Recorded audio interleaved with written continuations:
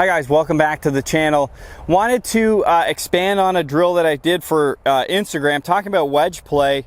Obviously it's important to be able to hit them solid and ultimately hit at the same trajectory and launch at the same window, because if we're launching it, you launch one up and then one low, obviously the one that launches up, it's going to go more up and then land down. The one that launches low is going to be flatter, sort of hop and then skip. So it's going to be a little harder to manage that distance. So we're trying to hit the same trajectory each time, ultimately with the same spin rate, so you can start to control that golf ball when it hits the green.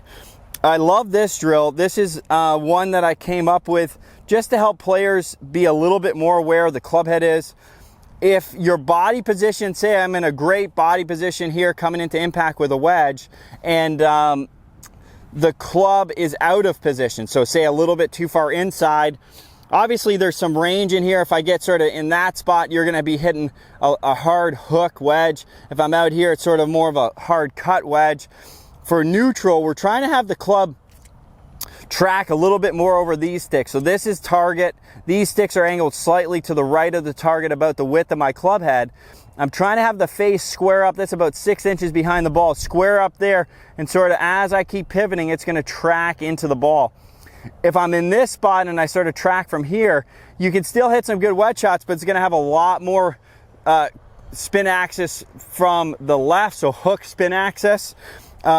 Minus spin axis. Again, if it's out here and it's coming across, again, you can hit good. It's going to want to have more cut spin there. We're trying to, on these ones, I'm trying to have it pretty neutral, coming in square, just letting my body bring it into impact.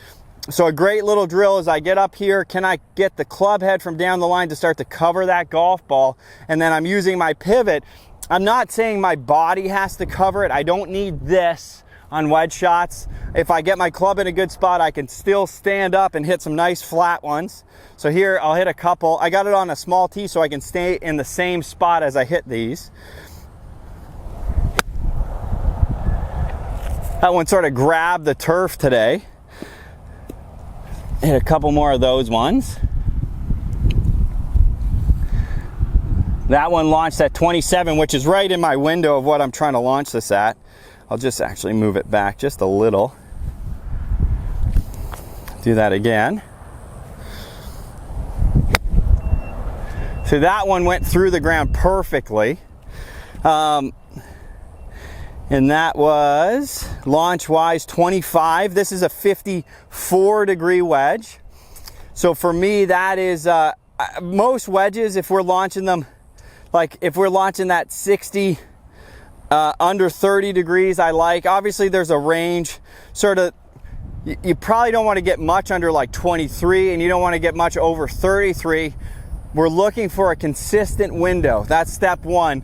From there we can start to narrow that, get the right smash, get the right spin rate, get the right ball speed, get the right club speed. You can start to dial it in a lot. Obviously that's a lot of different numbers, but obviously, if you have TrackMan or we're doing wedge training, we can start to narrow all this stuff down. I'll hit a couple more just like that. This is just that's sort of my stomach high wedge shot. It should be right around the same window, 26 launch. So you can see there, I'll hit one more actually, just so we get, this I think is important when it comes to good wedge play.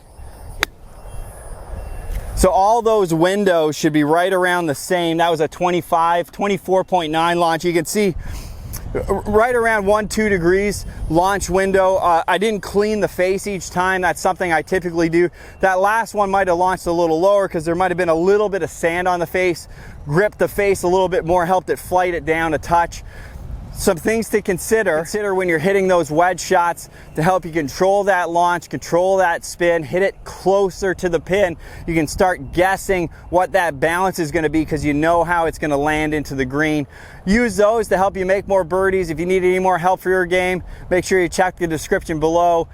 Teaching lots online, really loving that process. If you're in the Florida area, I'm at Orange County National. I'd be happy to help you out in person or online. Thanks for watching.